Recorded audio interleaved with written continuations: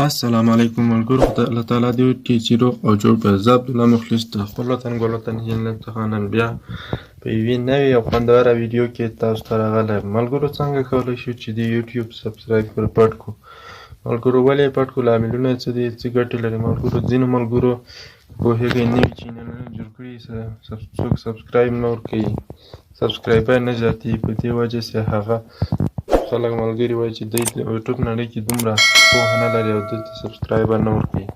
څوک یې سبسکرایب کوي نه، او که څوک چې چینل سبسکرایب پټ کړي هغه ته بیا په دې سبسکرایب کوي چې په دوی به اوس 2000 له 1000 ملګري لري، په دې سبسکرایب کوي. ملګرو نو راځئ ویډیو به شروع کوو. ملګرو اول به تاسو راسئ سیټینګ ته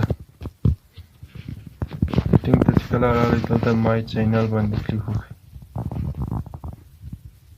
چینل مو چې کله کلیک وکړو دلته به ایډوانس سیټینګ ته راځي.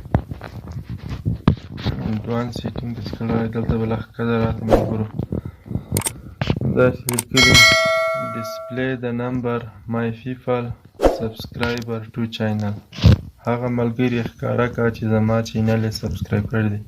نو ملګرو دا هغه ټیک مار ما اول خانه چې ډکوي، دا اول چې ډکوي سبسکرایب چې هغې ښکاری سي دا تاسو کوي، ما اوس تاسو کړي پټ کړي دي.